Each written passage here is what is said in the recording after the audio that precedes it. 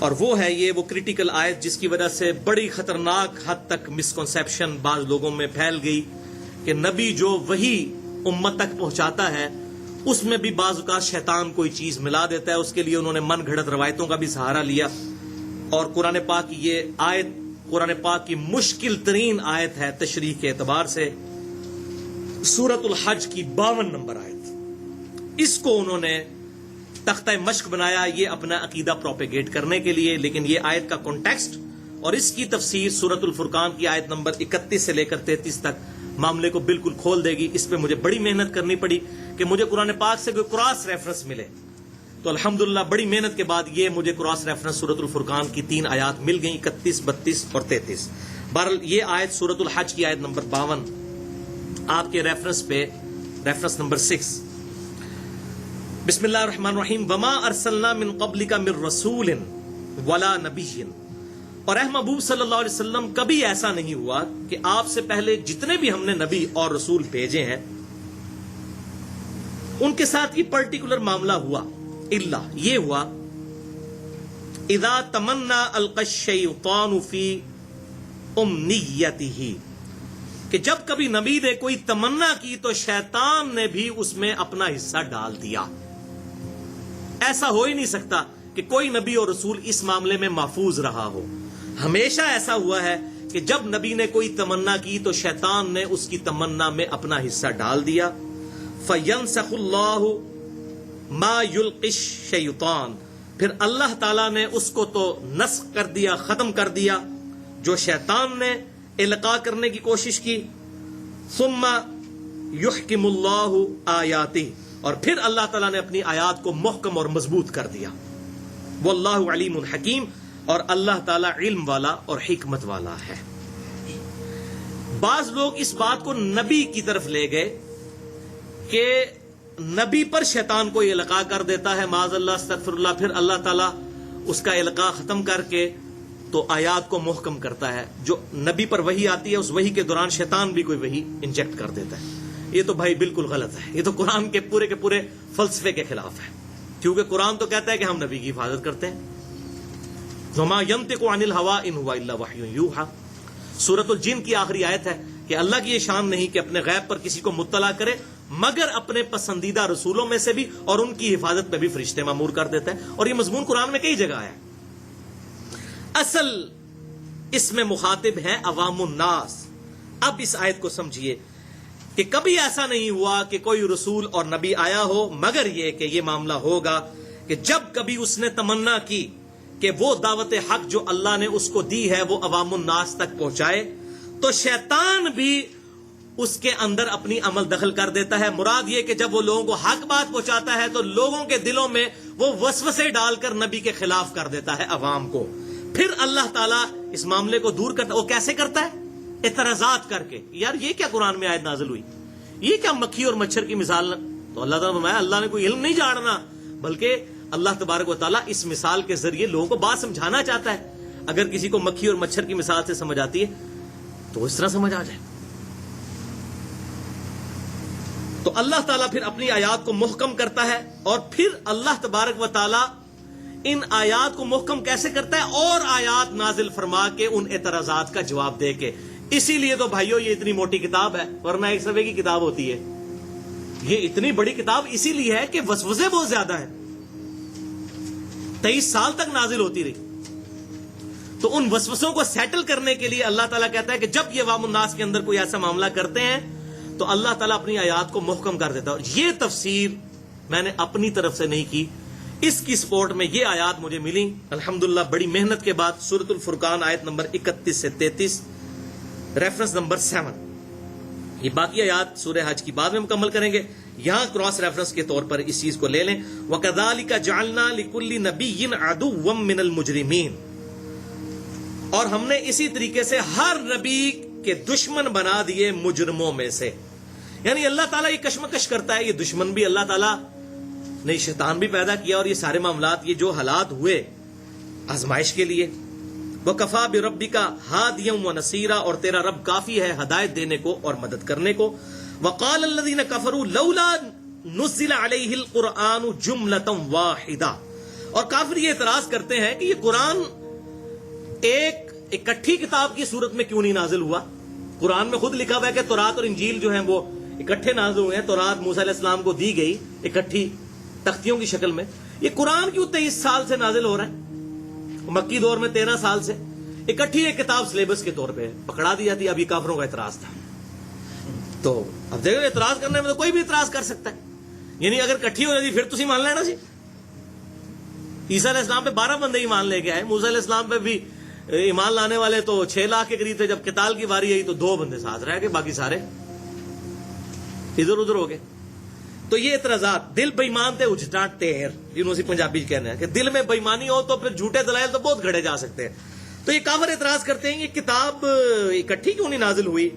تو اللہ تعالیٰ فرماتا ہے کذالک, یہ اس لیے ہے لنثبت بہ فؤادک ورتلناہ ترتیلا, یہ اس لیے کہ محبوب صلی اللہ علیہ وسلم ہم آپ کو اس کے ذریعے مضبوط کریں اور ٹھہر ٹھہر کر کے آپ پر یہ کتاب پڑھیں.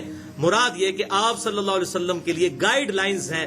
مسلسل 23 سال سے آپ کا اللہ تعالیٰ کے ساتھ ڈائریکٹ رشتہ برقرار, اور آپ کو آہستہ آہستہ اس کے ذریعے مضبوط کیا جا رہا ہے. پہلے گائیڈ لائنز آتی ہیں, اس پر عمل کرتے ہیں, نئی آزمائشیں آتی ہیں, پھر اللہ کی طرف سے گائیڈ لائنز آہستہ آہستہ ایوالو ہوتے ہوئے صحابہ کرام کی ایک جانثار جماعت آپ کے پاس تیار ہو گئی ہے. اس لیے کہ آپ کے دل کو مضبوط کرتے ہیں ہم اس کے ذریعے, جو کہ اللہ تبارک تعالیٰ نے سورہ حشر میں بھی فرمایا کہ اگر یہ کتاب نازل ہوتی پہاڑوں پر تو ریزہ ریزہ ہو جاتے پہاڑ.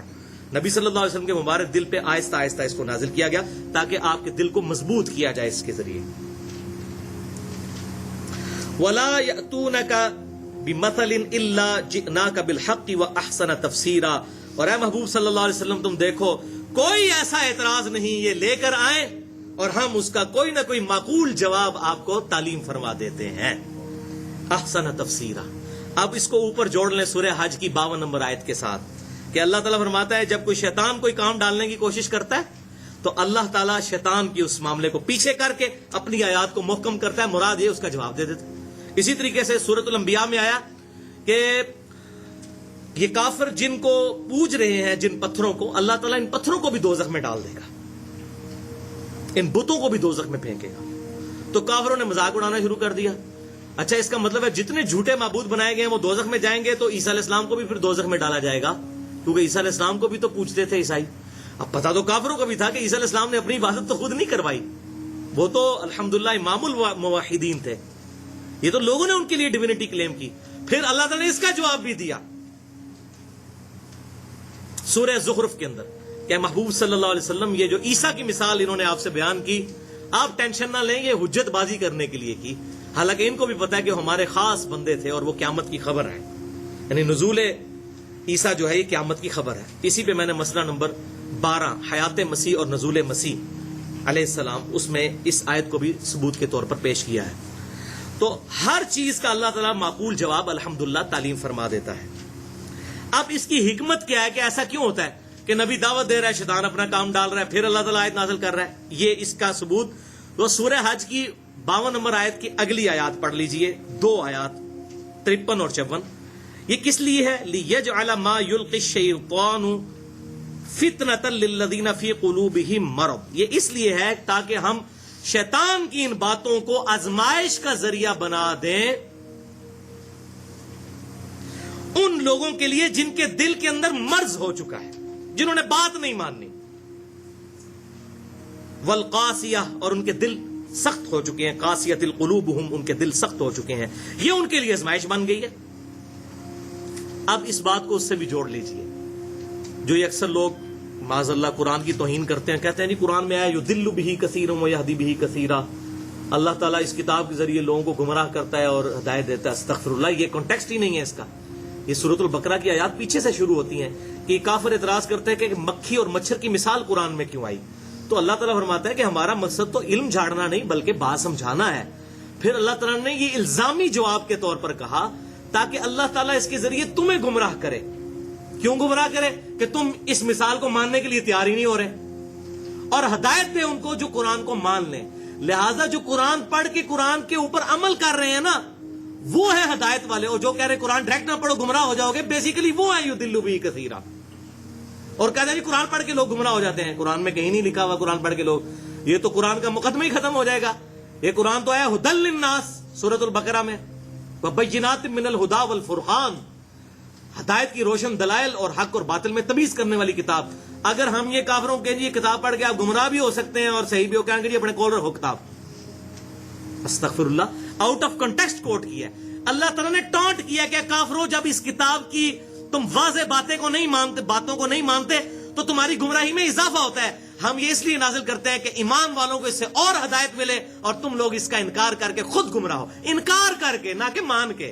اور یہاں پر بھی اللہ تعالیٰ فرما رہا ہے یہ ہم اس لیے کرتے ہیں تاکہ شیطان فتنہ کھڑے کر دے ان لوگوں کے لیے جن کے دلوں میں مرض ہے اور جن کے دل سخت ہو چکے ہیں۔ وَإِنَّ الظَّالِمِينَ لَفِي شِقَاقٍ بَعِيدٍ، اور یہ جو ظالم ہیں یہ تو دشمنی میں بہت آگے جا چکے ہیں۔ حق بات نظر بھی آ رہی ہے نا، پھر بھی نہیں مانتے، اور یہ ہمیشہ سے ہیومن انسٹنکٹ ہے، آج تک ہے۔ اب کسی بھی سنی سے پوچھ لیں کہ جی اہل سنت کی سب سے معتبر کتاب کون سی ہے حدیث کی، کہے گا جی بخاری اور مسلم۔ اور اسے پوچھیں بھائی بخاری اور مسلم میں نماز کا جو طریقہ لکھا ہوا ہے آپ کو پتا ہے؟ تو 95% سنی اس طریقے پہ نماز ہی نہیں پڑھ رہے دنیا کے۔ ادھر آگے وہ کتاب بیک گراؤنڈ میں چلی جائے گی، ان کے لیے آزمائش بن جائے گی۔ پھر کبھی کچھ کہیں گے جی وہ فلانی 6 لاکھ حدیثاں یاد سنتے، اینیاں کٹا دیتی ہیں تو اینیاں ودا دیتی ہیں۔ وہ 6 لاکھ حدیثیں نبی صلی اللہ علیہ وسلم کی کہاں سے آئیں بھائی؟ وہ ترک تھے، آپ کی ٹوٹل حدیثیں 10,000 ہیں، وہ 6 لاکھ ترک ہیں۔ اس میں نے مسئلہ نمبر 36 ضعیف الاسناد اور من گھڑت احادیث کے فتنے کا تحقیقی جائزہ 87 منٹ کی گفتگو الحمدللہ اس حوالے سے کی ہے۔ تو مخالفت پہ کوئی بندہ اترا ہے تو کبھی بھی حق بات نہیں مانتا، چاہے آپ اس کو قرآن حدیث کھول کے بھی دکھا دیں۔ اور دوسری طرف کیا ہے؟ وَلِيَعْلَمَ الَّذِينَ أُوتُوا الْعِلْمَ، تاکہ جان لیں اہل علم، علم والے لوگ، جذبات والے لوگ نہیں، جو علم کے اوپر اپنے عقائد و نظریات کی بنیاد رکھنا چاہتے ہیں، أَنَّهُ الْحَقُّ مِن رَبِّكَ، کہ یہ کتاب حق ہے آپ کے رب کی طرف سے۔ ان کو تو یقین ہو جائے گا، جن جن آیات پہ یہ اعتراضات کریں گے مومنین کو وہی آیات ایمان کے بڑھنے کا سبب بن رہی ہوں گی۔ الحمدللہ من ربک، تیرے رب کی طرف سے، فیؤمنوا بہ، اور وہ اس پر ایمان لائیں، فتخبت لہ قلوبہم، اور تاکہ ان کے دل جھک جائیں اس کتاب کی طرف۔ وان اللہ لہادی الذین آمنوا، بے شک اللہ تعالی ہدایت دینے والا ہے ایمان والوں کو، الی صراط مستقیم، سیدھے راستے کی طرف، ایمان والوں کو جو واقعی خود ایمان لانا چاہیں۔ تو یہ الحمدللہ سورۃ الحج کی آیت نمبر 52 سے لے کر 54 تک یہ معاملہ بالکل کلیئر ہو گیا اس حوالے سے۔ لیکن ابھی بھی کریٹیکل چیزیں کچھ باقی ہیں، انشاءاللہ اگلی دفعہ ڈسکس کریں گے۔ ایک چیز میں ڈسکس کر لوں، یہ سورۃ الحج کی 52 نمبر آیت کے کانٹیکسٹ میں ایک مرسل روایت ہے جو تفسیر ابن کثیر میں بھی نقل کی گئی، ابن کثیر نے بھی اس کو ضعیف ڈکلیئر کیا، کہ نبی صلی اللہ علیہ وسلم قرآن پاک کی آیات تلاوت کر رہے تھے سورۃ النجم کی، تو اسی دوران اسی وزن کے اوپر آپ صلی اللہ علیہ وسلم کی مبارک زبان سے کچھ اور الفاظ نکل گئے ان کی کافروں کی دیویوں کے بارے میں، تلک الغرانق العلا، کہ یہ دیویاں بڑی اونچے مرتبے کی ہیں، لات اور عزا۔ یہ روایت وہ پیش کرتے ہیں کہ اس کے بعد پھر کافر بھی جو ہے وہ سجدے میں گر پڑے، تو نبی صلی اللہ علیہ وسلم نے تو قرآن کی آیات پڑھی تھیں، ساتھ شیطان نے آپ کی مبارک زبان سے یہ الفاظ معاذ اللہ استغفر اللہ نکلوا دیے۔ یہ بھائیوں بالکل جھوٹی روایت ہے، اور اس کا میں نے پوسٹ مارٹم مسئلہ نمبر 36 اسی ضعیف الاسناد اور من گھڑت احادیث کے فتنے کا تحقیقی جائزہ، اس میں جو میں نے 5 جھوٹی اور ضعیف روایتوں کی مثالیں دی ہیں کہ جن کی وجہ سے دین کا بیڑا غرق ہوا ہے، اس لیے صحیح حدیث پر ایمان لانا ضروری ہے، ان میں سے ایک مثال یہ بھی ہے۔ یہ بالکل جھوٹی روایت ہے، اس کی اسلام میں کوئی حیثیت نہیں ہے۔ اب یہاں پر یہ بات بھی یاد رکھیں کہ آپ صلی اللہ علیہ وسلم یا انبیاء کرام علیہ السلام دین پہنچانے کے حوالے سے 100% اللہ تعالیٰ کی حفاظت میں ہوتے ہیں، ان پر کوئی شیطان کا غلبہ نہیں آتا۔ لیکن جہاں تک دنیاوی معاملات کا تعلق ہے، صحیح مسلم میں اوپر تلے 4 طرق موجود ہیں کہ آپ صلی اللہ علیہ وسلم نے ارشاد فرمایا، وہ بڑا ڈیٹیل واقعہ ہے، ابھی ٹائم نہیں بیان کروں، تبیر نحل والا واقعہ، وہ کھجوروں کی پیوند کاری اور گرافٹنگ والا واقعہ، اس میں آپ صلی اللہ علیہ وسلم نے اینڈ پہ ارشاد فرمایا، انتم اعلم بامر دنیاکم، دنیا کے کاموں کو تم بہتر سمجھتے ہو۔ اور اس میں آگے الفاظ ہیں صحیح مسلم میں، ابو داؤد میں بھی موجود ہے یہ حدیث، مسلم میں 4 طرق اس کے موجود ہیں کہ جب کبھی میں تمہیں اللہ کے ریفرنس سے کوئی بات بتایا کروں تو اس کو من و عن قبول کیا کرو. ہاں جب تمہارے دنیاوی معاملے میں کوئی تمہیں مشورہ دوں تو تم خود دیکھ لیا کرو دنیا کے کاموں کو تم بہتر سمجھتے ہو جو تمہارا اپنا ایکسپیرینس ہے. اب دیکھیں نا جو آج اس وقت سائنس نے جو ترقی کی ہے، یعنی کہ وہ 550 مسافروں کو لے کے ایئر بس A380 آسمان میں اڑ رہی ہے، اور کہاں لوگ 4 مہینے میں حج کے لیے پہنچتے تھے اور اب 4 گھنٹے میں پہنچ جاتے ہیں. اب یہ صحابہ کرام کو تو یہ چیزیں، یہ ٹیکنالوجی نہیں پتا تھی نہ ان کا یہ فریم آف ریفرنس تھا. تو یہ انسان کو جو اللہ تعالیٰ نے وقت کے ساتھ ساتھ ایوولوشن کرائی، ترقی کروائی، اس حوالے سے. اور یہ حدیث تعبیر نحل والی میں نے پوری حدیث اور اس حوالے سے اسلام کا کیا کنسپٹ ہے، آپ صلی اللہ علیہ وسلم نے امت کو کلیئر کٹ ایک ویژن دے دیا.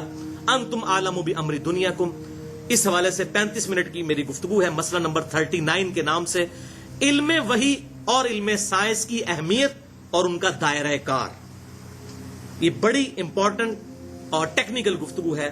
اس حوالے سے اللہ تعالیٰ سے دعا ہے جو حق بات میں نے کہی اللہ تعالیٰ ہمارے دلوں میں راسخ فرمائے. اگر جذبات میں میرے منہ سے کوئی غلط بات نکل گئی تو اللہ تعالیٰ ہمارے دلوں سے محو کر دے.